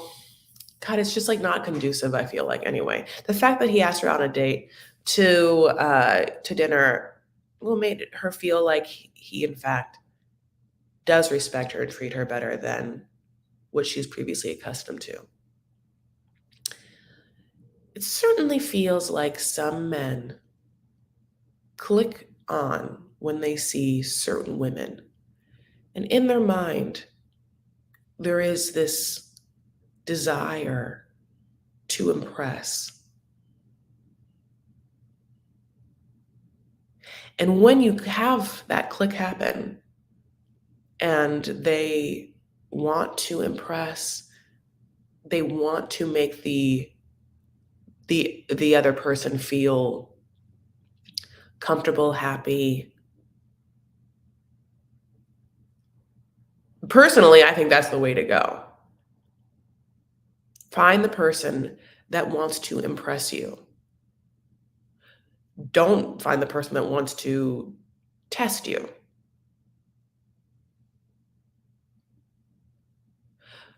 Because the person that wants to test you, I feel like has made a decision that they are better than you. That in order for you to qualify to be with them, you have to pass a test. But the other is like, I'm impressed by you. You are awesome. I want to let you know, A, that I value you, and B, that I'm aware of your happiness and I would like to extend it in my presence. Anyway, having said all that, everything I'm talking about with Patrick has not been them in real life. Like we haven't been able to like see them in real life, but it seems like he very much is obsessed with her and loves her in that kind of way. Whether it's lust or whether it's love, that will be what we see when everything becomes nitty gritty real life, honey.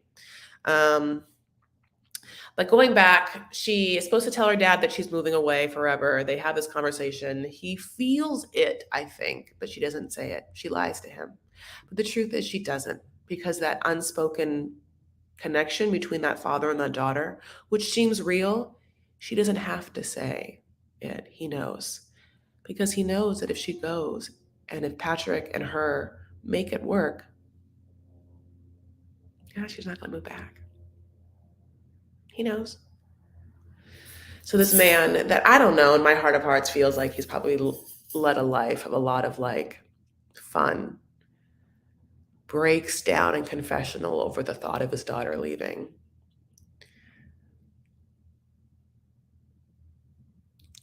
The cycle of life is so interesting. I have a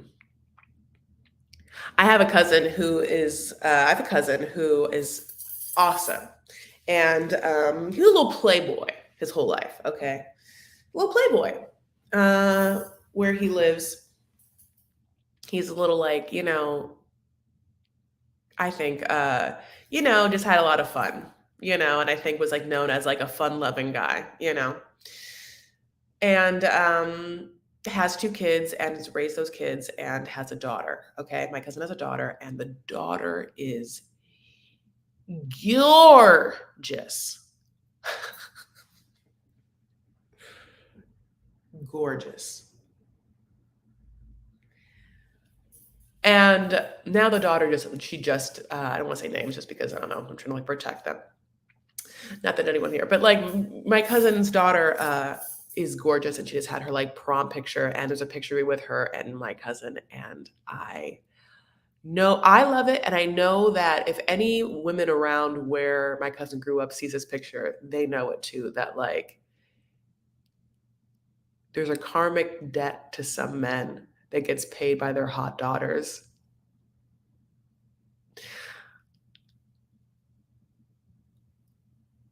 And it's not that I want their daughters to make them feel bad. It's not that. It's an understanding of women in such a way. And daughters can make their fathers understand the woman's point of view and a viewpoint that they never would have if they had just continued their Playboy life. And a daughter doesn't have to be hot for this to happen, but when I saw this picture, and I should use the word hot, but like my cousin's daughter is beautiful, like this beautiful picture. And I was just like, oh, he knows that like he's dead. He's gonna worry about her for the rest of his life. She has him around his finger. And I think of like how many hearts he broke, over the years. I'm just like, I don't know, it tickles me.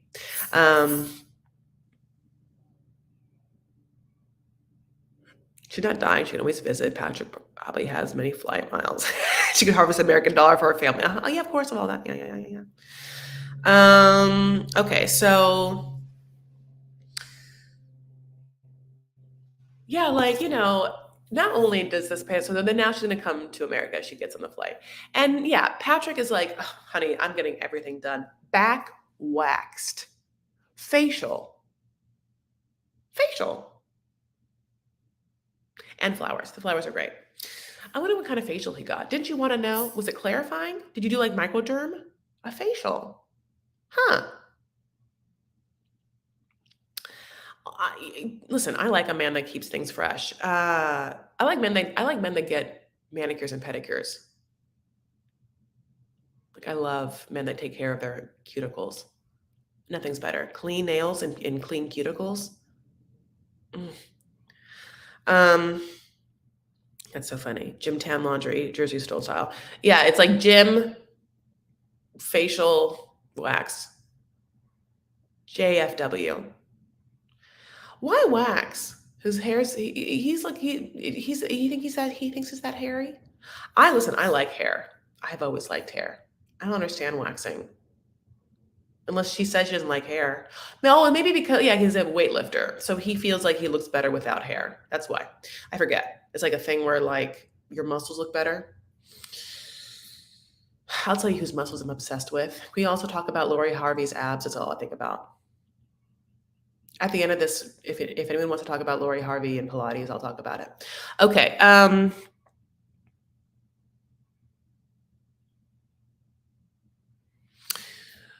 So yeah, he picks her up. They have a loving reunion. They're in the car. He's like, "We're gonna have sex tonight." She's like, "Sex, tee hee hee." Also, exactly where's John's room? He's like right next door. Actually, John, it's in the same room. My bedroom and then a loft in my bedroom. That's where John stays. We're not codependent. Just kidding. Bunk beds. Bunk beds is where just he's in the top bunk. Yeah, I don't know. I don't know how long John's gonna last, and I think John knows it too. Okay, Kara and Guillermo. Okay, here's a problem. Kara's so pretty. I actually can't stand her now. I don't think I can stand Kara right now. Guillermo is so hot. I don't know if I could actually take her personality, the way she talks and such. I feel like I didn't really write any notes. I really didn't pay attention to them. It's something like this is the Guillermo and Kara segment. It's something like he's hot. She'd take him to visit her family. Her family's boring. Like one of her family people is an investigator, private a PI, and so she's kind of like Guillermo. My uncle could shoot you or like look up everything about you. And they had gotten in that fight about the computer. I mean, that's literally what I'm not. That's it. I didn't tell you about that. That's what their segment is. Guillermo's like, well, I'm 2 years old, so I don't know what your uncle is going to look up about me. I don't know what you think your uncle's going to find. I'm 2. I don't even have a passport, bitch. I have no passport, no computer. What do you think your uncle's going to find about me? I don't know. I think she's very pretty, but I hate that let me talk to the manager haircut on her. I just don't like every word that comes out of her mouth, I think, and the thought behind it.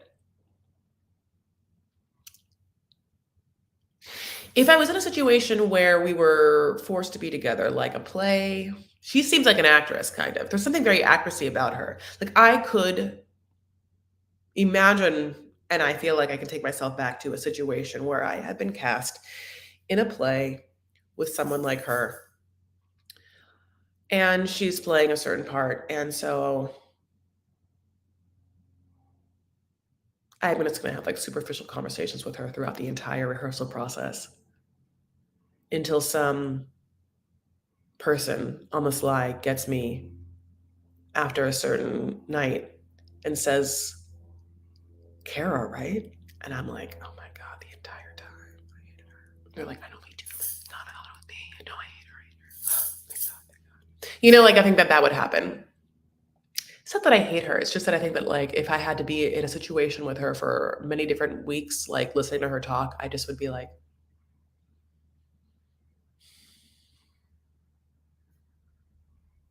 um, I think he's very handsome, baby face though. His brother's 8 though. Oh, I think the other brother's hot. Remember that? Oh yeah, his other brother's hot. I think he's so handsome. He's so handsome. He has a baby face. You're right. What is that face going to turn into when it's more manly? I mean, he could be a model. She has a bit of a drinking problem, no, from what we saw in a preview last week. He said he gets aggressive. Yeah, I don't really know about that. You know, like I think that I can see that. I can, I don't know. His brothers are hot. Yeah. Really. Um, it's great genes. I want really what we have to know is like, what does the dad look like? I don't think she's rested. I'm pretty. She seems smart and will travel and speaks many languages. I don't think she's absolutely has pretty privilege. She has pretty privilege, absolutely. I do think that she's quick and she's smart and she speaks more languages. I think that she. Oh, it's just like I think that her personality just isn't for me. Yeah, that's what I think. I can't even talk about her anymore. Like, let's move on to Yvette and Mohamed. Yvette and Mohamed. So, honey, after a night of I don't know, she's very happy with what happened the night before. He seems awkward. His voice is like these, and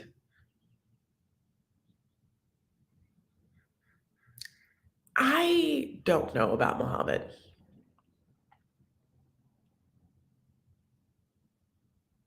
I think Mohamed actually is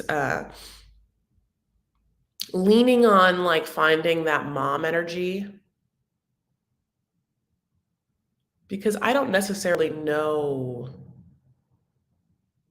if he has the capability to like lean into like a super romantic, sexual, masculine dominant energy for whatever reason with Yvette. Now, whether he can with someone else, maybe. Whether he doesn't, maybe he is not a super sexual person. And so his idea of romantic love is just feeling cared for. That's the component that's missing, right? In all of his things, he's like, I want someone to take care of me. I want a mom. I want my mom, I want my mom to like a mom woman, I guess, but does everything that my mom does. And it's so confusing because we're like, yeah, but like, what do you would like?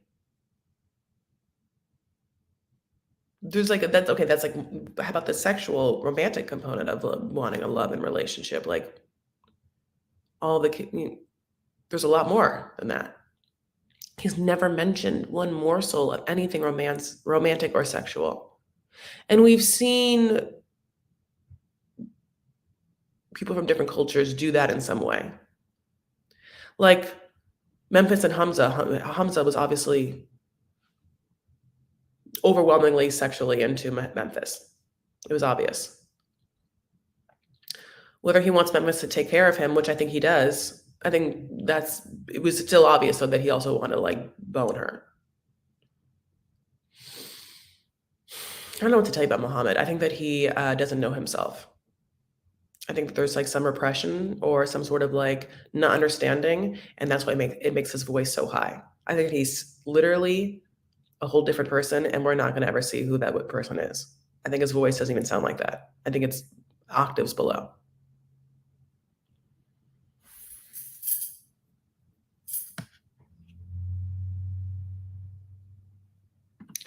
Okay. I need Muhammad to speak his native tongue because I think he might be a little slow, but that also made the language barrier. I I would love to see Muhammad talk to his friends. Like I would love to see him like his friends and him shoot the shit.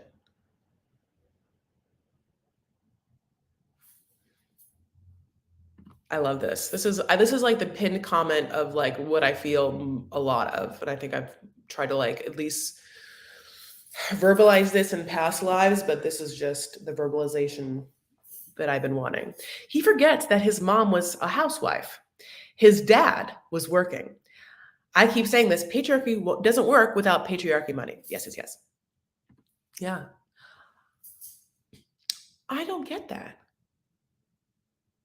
I don't get it that he's like, no, I will sit here all day. I don't have to do anything. No money. I just have to sit here. I don't have to do anything. She's going to make all the money and do everything that my mom did.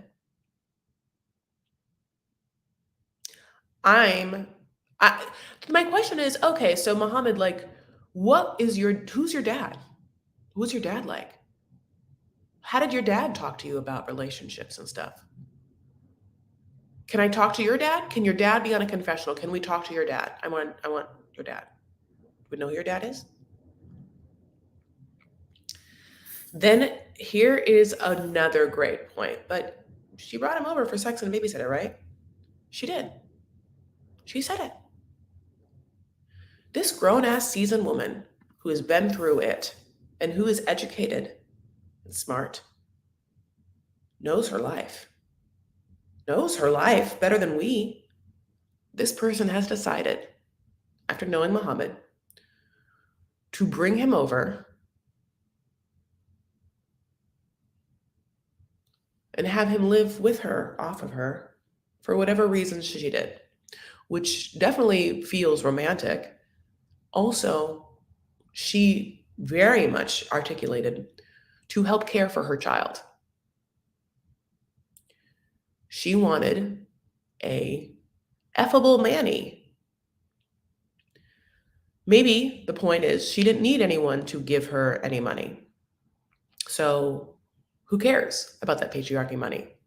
But what is confusing is what does he think his role is? In his mind, her role is to be his mom. What does he think his role is? In her mind, his role is to be her son's babysitter and her fuckable Manny. What does she think her role is for him? I have to assume that she thinks her role for him is breadwinning bae, the person that brings you money and you get to have sex with, your employer. Also, because take care of my child. And there is a language barrier, so I don't know how much all of this is known to both of them. It seems like they have 90 days to figure it out, but what they don't have 90 days to do is put in that bidet. So, yeah, in the morning, he doesn't get his breakfast in bed, which he was confused about. Also, he made known that she should not make it a habit of not bringing him breakfast in bed. She's like, ha, ha, ha, that's not going to happen. I have to go to work. Here's a little coconut oil spray. Here's an egg. Figure it out.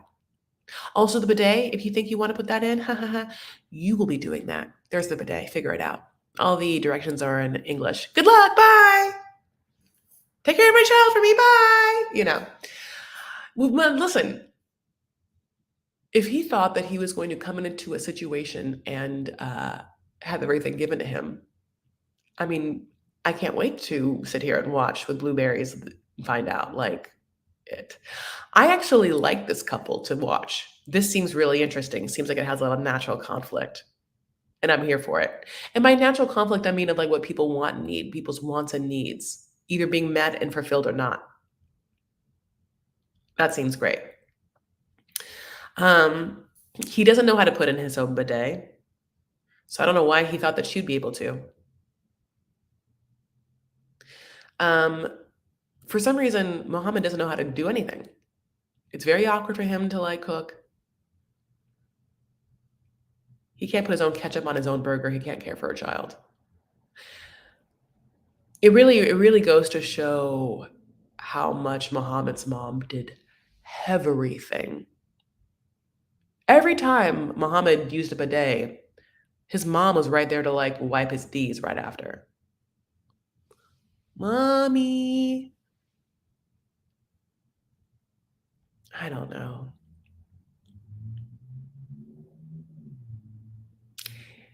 His face is absent. He does this little like,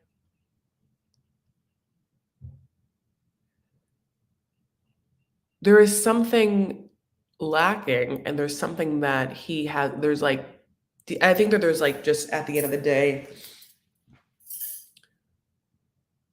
he gives a lot of dead face or something that like, something that we're not privy to. The ketchup part got me heated. He almost burnt the house down. The ketchup. Hi. What does he do for work or profession? It's always so interesting. Yeah, like, yeah, why can't you tell us? What is it that I wonder if the producers ask him, like, have you ever made money before? And they're like, no. No, you did, what do you, no? You did, okay. Um, she needs to continue taking her child wherever she was taking him before Mohammed arrived, because I don't want anything to happen to this poor child. Yeah, like the child meets Mohammed, and I'm like, this is so cool. This is so cool. And Mohammed is like, yes. I wonder, like, even in those moments, she watches Mohammed not be super warm to her child. How she was like, this will work out. This person who, I guess in my mind, I'm like, okay, has there already been a little class or conversation with Mohammed on how to administer and take out a catheter? When does that little class happen? I mean, in order to take care of someone with a catheter, you should have like I mean, he has to have like a little coaching session. This isn't like a normal babysitting. I see, like, can Mohammed take care of someone with needs like that? Because I just don't know. I mean, like, yeah, I don't know if he knows how to put the bidet in. I mean, this person doesn't know how to make eggs. So I'm just like, I don't think a lot of communication has happened between this couple at all. It feels like this couple met and then had two fantastical, romantic, idealistic visions in both their minds that they lived in, then came together, and they're now trying to see if like they're both living in reality.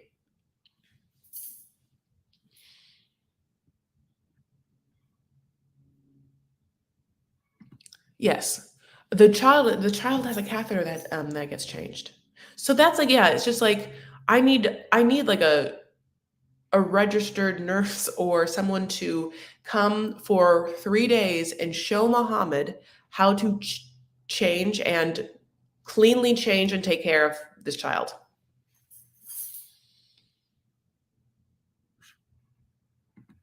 Totally agree. If she can't take the days off of work, why not try and line up his arrival for her days off?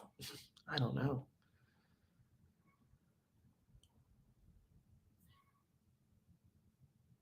Yeah. God bless. Um, yeah, so the bidet can't happen. She comes home. She makes hamburgers for them. Like the hamburgers do look good. Like he thinks the hamburgers taste good. He like wants her to squeeze ketchup on the burger for him. He can't even be bothered to do that. I would love her to, I would love, yeah, I would just be like, oh, hey, Muhammad. I would love something like, oh, Muhammad, it's actually not sexually attractive when I have to do every single thing for you. But I don't think that he cares about what is sexually attractive or not. I think that his presence is ideally enough for her. She Seems very into it. She seems very happy with what happened the night before, so much so that she didn't wanna make him breakfast. She was too tired to get up and do that. I love the fact that she's like, "No, I'm gonna teach you a lesson." I did hear you when you said that you thought that I would for sure get the bidet installed. No, now that you are here, you will be doing things. If you want a bidet, you will get a bidet by you installing it on your off time between taking care of my child.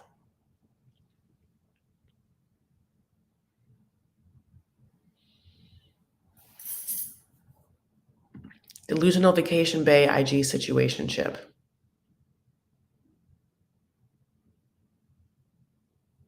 I wouldn't want a near stranger catheterize my child. Being a mom to a guy is not sexy. I have a question. The houses that they show from the outside, aren't they real houses, right? Like on the Kardashians? Or was the house they showed from the outside Eve's real home? Oh, yeah, yeah, yeah. That's so confusing because, yeah, the Kardashians wouldn't want that to happen because then it's like a safety situation. It's interesting that they would do that because then you are like advertising where this person lives. But the flow of the story and storytelling is like you want the viewer to know like this is a transition and now we are in this person's house shot here. Great question. Yeah, I don't know. um yeah, I it's interesting. Yeah, like it's interesting like what people will do to bring in someone what people are already too comfortable with. Some couples, some couples seem too comfortable with each other. Like you don't know each other yet. That seems like this Mohammed Yvette thing. You guys are not on the same page. Why are you so comfortable with like thinking about what the other's going to give to you? You haven't talked about that. Some couples, like the Bilal and Shai, like seems like there's power dynamics involved. People aren't on the same page.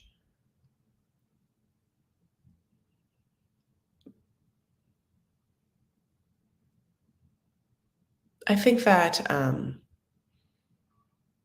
yeah, what really works again is where I think the best thing, I don't know, I think the best thing is when women have the power and men understand that. And so I think the problem with Bilal is that he is trying to fight that and trying to have the power in the situation. And I think with Yvette, she does have the power in this situation. Uh, but what she needs is someone to take care of her emotionally and for someone to help take care of her child. And even though she has the power in this situation over Mohammed, she's not doing herself or her child any favors because her need actually isn't getting met. I don't think it's going to. Why I guess I like Patrick and Ty the most in this situation again is because she has the power. He understands that. He wants to impress her. He wants her to be happy. Whether that happens for them, we'll just see in their relationship. Anytime a man tries to like exert power over a female by forcibly taking it, by either pranking her, testing her, ignoring her, whatever it is, it's so unattractive. It's so it messes up the flow, I guess, the energy.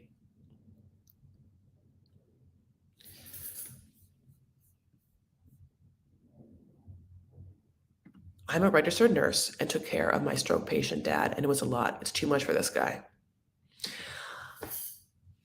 That's the one part that's hard for me to understand with her. She seems so smart, and you are a nurse, and your father and my father had a stroke too. That was something that happened to our fathers. That happens kind of like a sudden thing, I assume. And then, taking care for them is like what happens. She's a smart woman, just like you, who is a doctor, and she knows like what kind of care her child needs. It's not because she's known her child for a long time. And so to not understand your last sentence, that it'd be too much for Muhammad, It's confusing to me. Why doesn't she know that? She knows what her child needs, like, care-wise. I guess the other part of me is like, maybe am I supposed to trust that she knows what her child needs care-wise and that she has vetted Mohamed in such a way that she knows Mohamed is good enough? Am I supposed to believe that? Because everything you're showing me about this person, Mohamed, makes me feel like he can barely take care of himself, nor wants to take care. He not only can't, he doesn't even want to take care of himself, much less you, Yvette. Much less, I don't even understand how you would, yeah, please show me your thought process, how he's gonna take care of your child. I would love to be on the same page with you. I don't get it.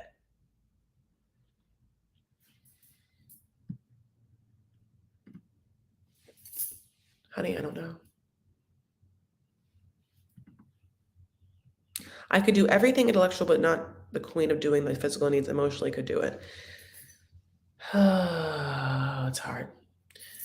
Being book smart does not necessarily mean that common sense. And then I will go back to one of my predominant themes is that sometimes we have seen, and I've already spoken about this, we can see that someone being lonely, the loneliness, the void of having something that you want and need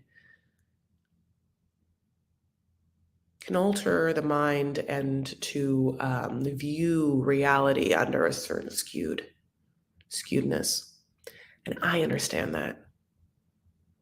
You want something to fit in the hole in your heart. So if it's a love-sized hole, you want something to fit in that you look for the peace. And your mind starts to play tricks that the piece you found is a perfect fit when there's jagged edges that you are turning a blind eye to, but human behavior is such that you want that missing piece. Oh, God. That's it. That's all we have. 2 hours to talk about a 2-hour show. And we'd even have couples Mioana and Jibri. Now I can say their names. Well, my loves, can you believe we did it? Yeah. That's what's happening. We're getting their mindsets. We'll see what happens when, we're still very kind of early on in the process. Everyone's on like day 85, it seems, of 90 days. So like, as we get into like the first month or two, things start to settle. And I think that some of the delusions melt away and some people start to get angry. We see their true colors. And we're on for the ride. We're here. So anyway, I love you guys. Yes, you did it. He DM'd her that he liked her in a bikini, now turns on his culture restrictions. Oh, are you talking about Mohamed and Yvette when Fit Body? That's so funny. Does Mohamed not have a phone? I feel like he could have YouTube University on that bidet. So funny, because I was walking with Wa, and Wa was like, why doesn't he just YouTube it? Yeah. YouTube. I'm sure there are literally, I'm gonna do it right now. I'm gonna do it right now as our last little fun thing. I can't show anything, but I'm gonna look up on YouTube Arabic bidet installation. And I'm gonna see how many in Arabic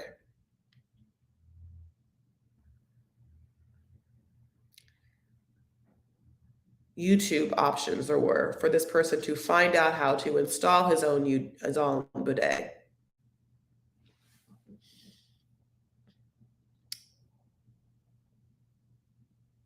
How to install. Is this gonna be in Arabic though?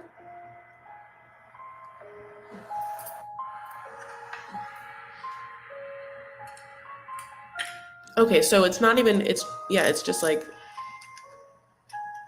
music and showing. He could have done this. This video has 28 likes and 6.5 thousand views. Honey, you gotta like that video. Hold on. And the person that put this up, they only have 7 subscribers. Their I'm going to shout out this YouTube clean bidet shower. Oh, Marianne Walters, thank you so much for this super sticker. Thank you. I appreciate it. Oh, that's so lovely. Thank you so much for your like generous little tip. That means a lot. Don't even worry about it, babe.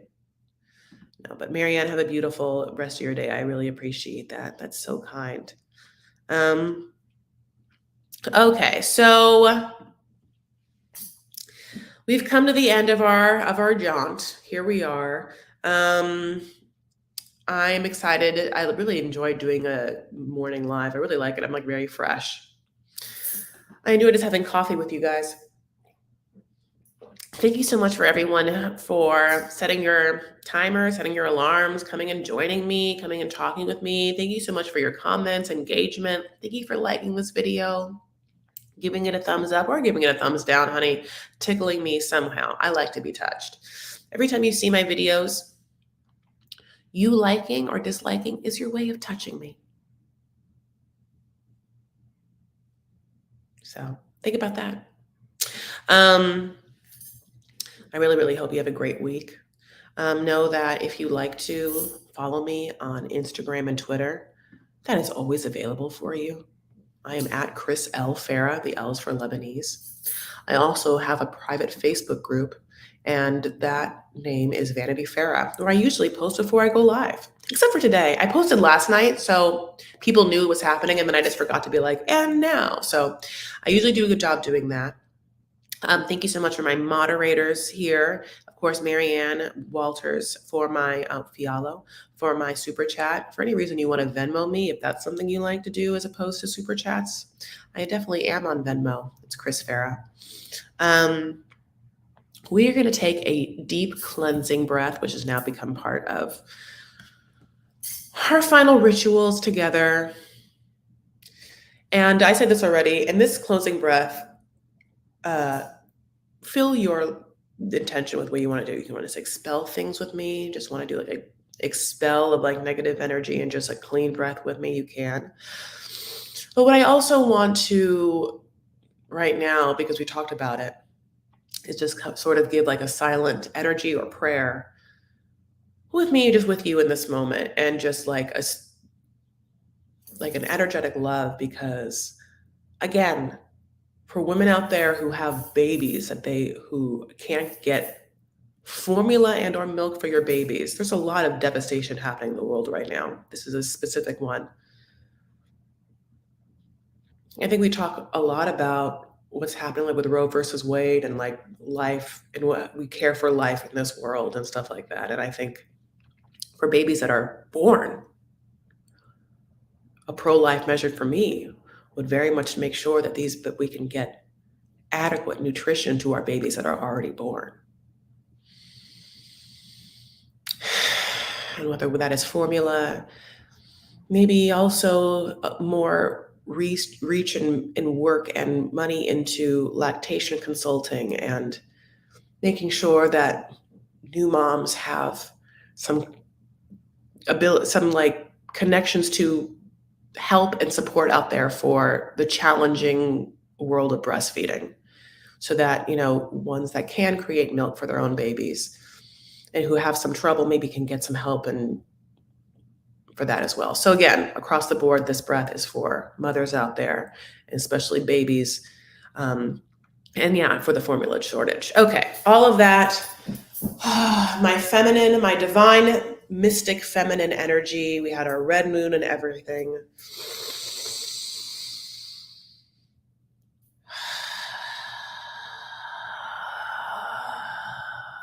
One more, I liked it so much.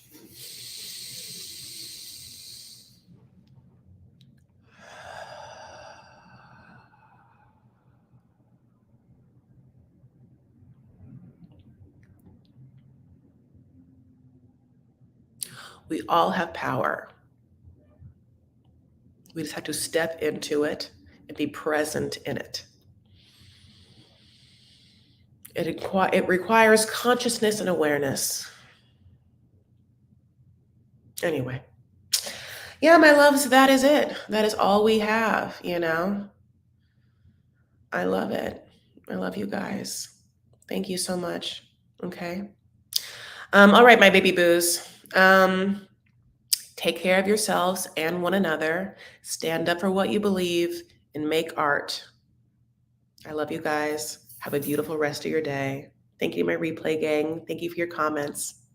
I'll reply to all the comments that go up after. All right. Bye, boos.